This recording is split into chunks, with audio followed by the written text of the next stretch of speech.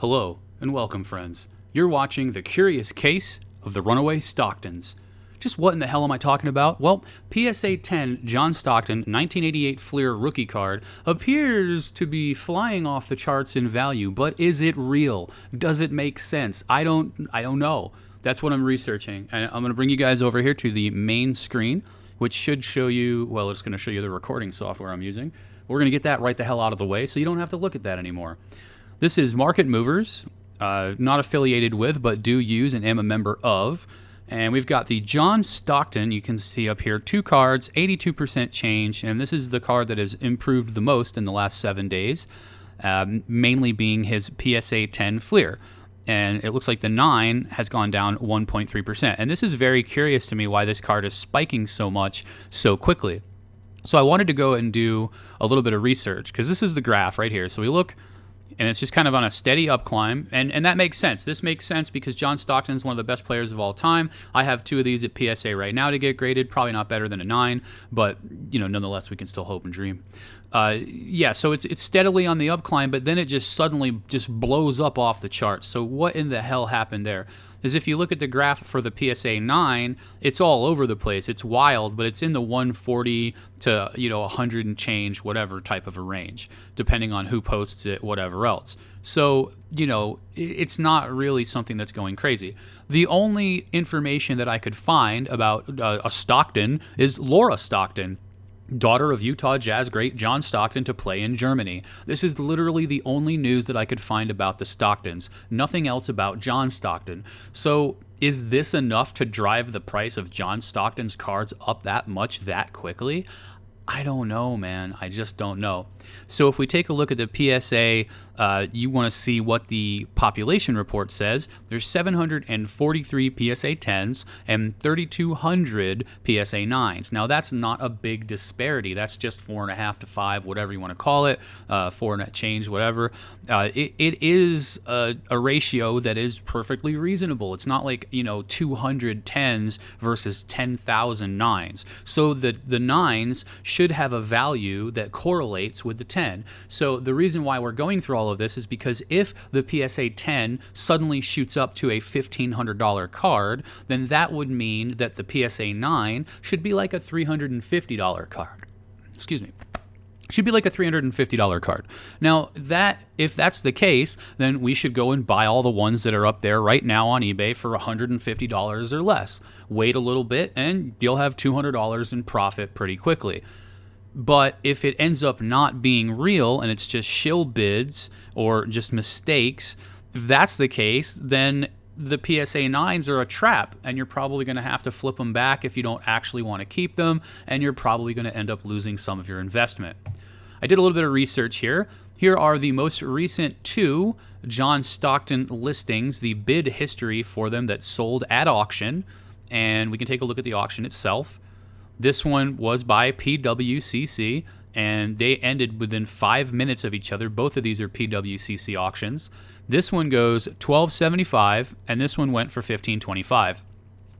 Keep note of the top bidder who won here, a guy with 56 feedback. And then we had some 0s and some 7s and some 10s bidding. To me, this is probably a legit bidder, 1173. And he's got 812. Now, the card has been going up, so I know that people were bidding, like this guy with 20,000 feedback. He's got $699 on both of them. So he's trying to spike them for $700. This guy's willing to pay $800. That makes sense. And then you have this guy pumping it up to 9 and change. Here's the 0 and the 7 running it up all the way to $1,250. And then you have 56 running it in for $1,275. Now on the other one, it's a very similar trajectory. We've got the 19,000 dude at $700, but then we've got the 10 bro only rolling up to $745. The problem is that a dude with 7 feedback has run 1,556 feedback, bro. The same guy that won this one has paid $1,525. This jumps from $745 up to 15, and then bam, $1,525. To me, this does not look like it's accurate or real. Now, there are a couple of buy it nows that have also ended in the 1,200 range, but honestly, it's peculiar to me, and that's why here we are, Sherlock Holmesing it up and investigating the shit out of it. So I'm just not necessarily a believer, because when I saw this in Market Movers and I looked at the lines, the boom and then the 9 being flat, my first inclination was to go and buy a bunch of 9s. Let me just go buy like 3 or 4 9s, hold them for a month or so, whatever, and then flip them back for a couple hundred each in profit. Seemed like a pretty clean situation. But after doing the research and taking a look, I'm just not buying it. And here's the rest of what's going on over here. This one sold. This guy listed it for $650, and it sold August 23rd, the same day. This one sold, buy it now, $12.79. There's the auction for $12.75. This one sold for $850. Again, that's believable. The card is on an upward fucking trajectory, but it ain't. Sorry about that. I didn't mean to say the F word, guys. But it isn't that crazy. I just don't. I'm not buying it. So you take a look. There's a PSA 9 went for 107. Yeah, okay, that makes sense. And, this stuff is all just in the last couple of days. So when you take a look at this, even though it's a small sample size, don't get me wrong, it's PWCC auctions. Those can obviously be shield bid quite a bit. It's something to just be on the lookout for, because if for some reason this ends up being real, then you should probably be buying those PSA 9s. And if this is something that is just some shield bid type jive, then those PSA 9s are a trap. So if you're a Market Movers member and you see this John Stockton report, I would urge you to do a little bit of due diligence and a little bit of research like I have here, and find out whether you really want to be investing in those John Stockton cards, because I'm just not a believer, man. You know what I mean? Like, I love the monkeys, but I'm not a believer. Not in this situation. So I would, and it's 666. Don't get me wrong. That leads me to believe it a little bit more, perhaps, The truth is in the devil, so they say. Or maybe they don't say that, but it sounds like something they ought to say. But yeah, there you go. So there's your John Stockton news. I have other news for you here. We do have other financial tales. First thing being, here, let me go back over to the full screen for you. Kyle Lowry. Our friend Kyle Lowry has sprained his ankle. He was previously suggested as a good pickup. I've picked up a few of his rookie cards for under $10, and I will continue to pick up a few more because I believe in Kyle Lowry's value going up in the future. And at the $5 to $8 price point, you really can't go wrong. It is 2006 Topps, so it's an older Topps set as well. And it's, again, a guy who's going to end up being in the Hall of Fame at some point. So hopefully he gets in on the Celtics and Raptors, but if he doesn't, it just increases the value of the other Raptors, and those are the guys that you would be targeting. Or you would want to target. And also the Celtics are going to get a bump because they're probably going to have a little bit of an easier time in that matchup. Don't get me wrong, it's not going to be easy no matter what, but Kyle Lowry is a big part of the Raptors and one of their better players. And if that's going to be the case, then it looks like the Celtics are going to at least have some sort of an edge from him not being there. If for some reason the Celtics ended up beating the Raptors, I could see the Celtics beating the Bucks. So I've definitely picked up Jaylen Browns. I'm definitely picking up Jason Tatum's like we've suggested before, and those guys are absolutely on the radar. The crazy stuff that's going on right now is football. That's the crazy shit. I mean, I'm trying to speculate on quarterbacks. I'm like doing deep sleeper picks and looking for these dudes that are diamonds in the rough. Every single one of them is like a $60 Prism rookie. If it's a quarterback, their Prism rookie's like $80, $100, $300. Nobody cares. But here's the problem. Here's the problem that you're going to run into when you do this. You're going to end up with a rookie card. Let's say you buy a PSA 10 random quarterback guy for $200. People are paying $200 a piece for this guy, and he's not necessarily going to be great. Let's say it's somebody like a Baker Mayfield, or maybe somebody a little bit worse than that. It's a Sam Darnold, the drunk, whatever it is. I don't know if he's actually a drunk, but he sounds like he's got some personal problems. And you're going to end up with those cards, and if that dude doesn't perform, it's not like you're going to want to wait until next season. The value of that $200 card that you just purchased, that shit might tank. It might tank to like $40. I mean, it's just the prices for football cards seem so inflated. I was telling you guys Amari Cooper and Tyler Lockett. Amari Cooper, again, from the Raiders days, excellent dude, excellent wide receiver, and he's going to be in there with Dak and the Cowboys, and they're ready to rock. They're ready to rumble, and I mean, I was picking up Amari Coopers for between $4 and $9, and I got in early on Amari. I guess so, because now a week later, you can't get them for less than $25. That's right, they've gone up to $25. So being there first is the most important thing. So always keep that in mind. Researching whatever the next thing that other people will be researching is important. You don't want to be the guy who's researching with the herd. You can, obviously, because the herd will catch up to you, but you want to be the guy who's researching what they're going to be researching next so that you can buy before they're there buying as well, because that creates too much competition, and you don't want card prices artificially inflated by nothing but investors. You want collectors, you want end users who are going to come in and pay that top price. Those are the guys that pay the most, not the guy who wants to flip it, not the guy who's investing for the short-term flip or mid-term flip. The guy who is the collector that likes the team, he's a fan, he doesn't do this for money, he wants it, he's the end user. That's the guy you're looking for.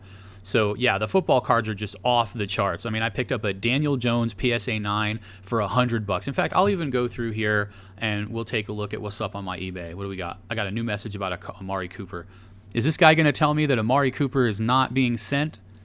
Because I just bought this for $12. Your package will be shipped tomorrow. Yes. I think the most I paid was $12 for Amari Cooper. Let me make sure I don't have any personal information on here, guys, and I'll show you my recent purchases so that you can see what football cards I've been picking up, and we can talk a little bit about that. So let's bring you back over here to the main screen. All right, I've been picking up Sonny Michel. I don't know if it's Sony Michael or Sonny Michel or whatever it is. We're just going to call him Sony because, like, they make good electronic products, right? Anyway, this dude is poised to have his first 1,000 yards. I mean, obviously he's going to be dealing with Stidham and Cam Newton and that whole rotating musical chair quarterback situation over there in New England, but this dude is poised to put up over 1,000, and maybe he gets 8 to 10 touchdowns, you know, and the most important thing is that his price is right. You can pick these up for $3 a piece. So the implied odds on this, you guys know when somebody gets attention, their Prism card blows up. These could be $30 cards if he has a few good games.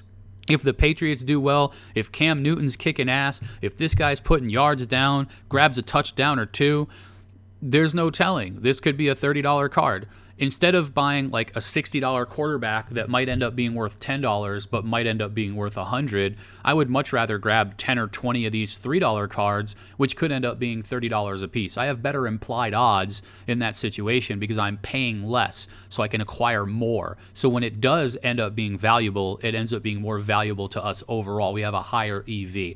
So even though he might not be the best pick, the price versus his possibility means that he is a good pick in my opinion. Now, that's just my opinion. If you think this guy just rots ass, then don't buy him, and that's fine too. I'm with you on that. You know, that's your jive.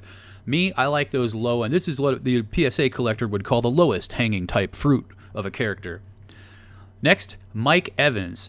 You know, a lot of people are looking at Chris Godwin. His cards are off the charts, but I think Mike Evans is also a man that's going to be getting the job done, and he has very similar stats to the other dude, Chris Godwin. So I'm picking up Mike Evans, and right around the $32 to $35 range is probably where I'm capping out, and I've got 3 of them today. I'll probably grab just a couple more and then call it good on the Mike Evans rookies, depending on what pops up. I do believe that this is a good pickup out there with Tom Brady, because they're definitely going to be in the playoffs, and they might go deep in the playoffs, and he's going to be one of their main bros. So that is why I'm on him.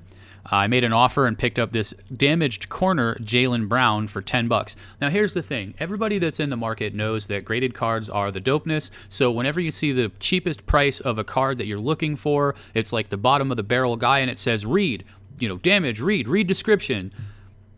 Go look at it. Because if it's not that bad, you can still profit flipping it raw.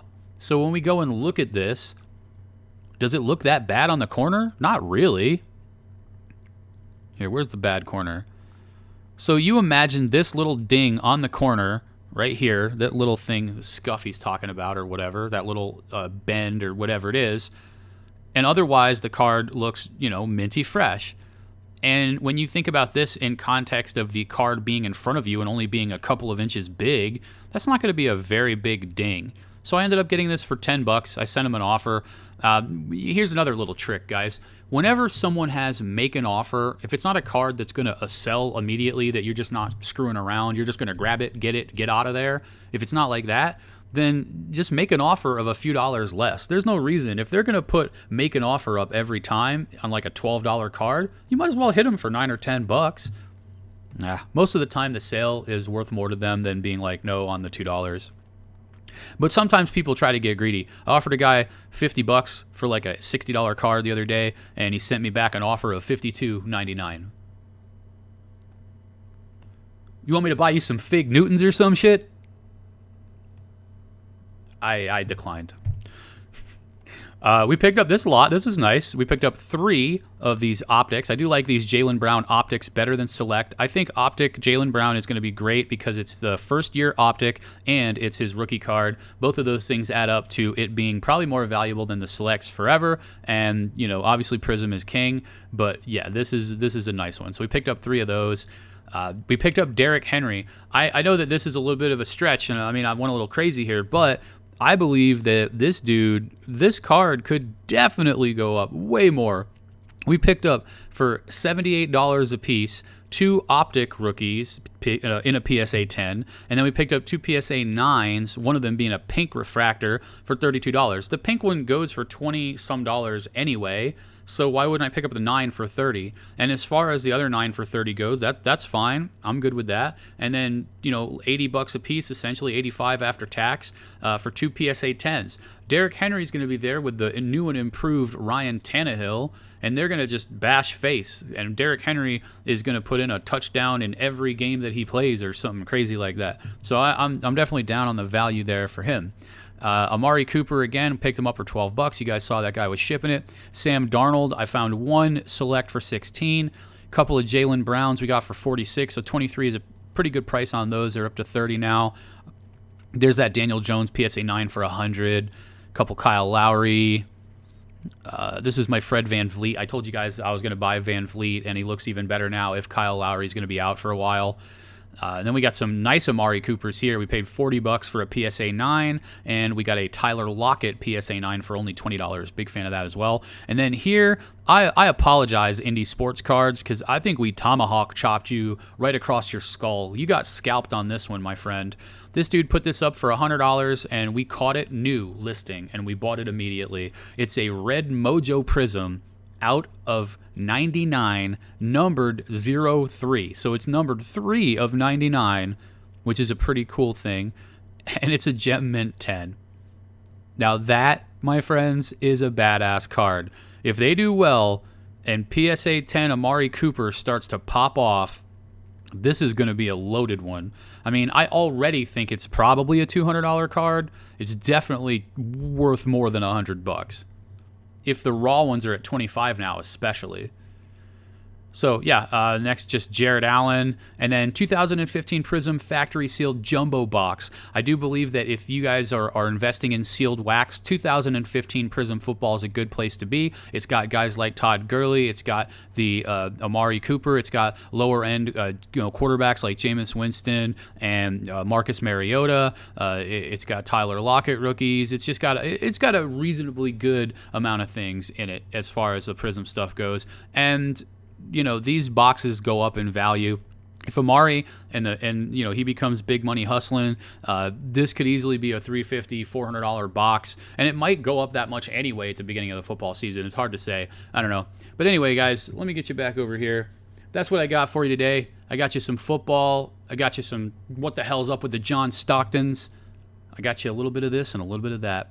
Thanks for joining me. I appreciate all the love. If you've enjoyed this video, please do hit that subscribe button, leave a comment below, and let me know what you think of the whole John Stockton debacle. And I'm going to catch you guys on the flip side.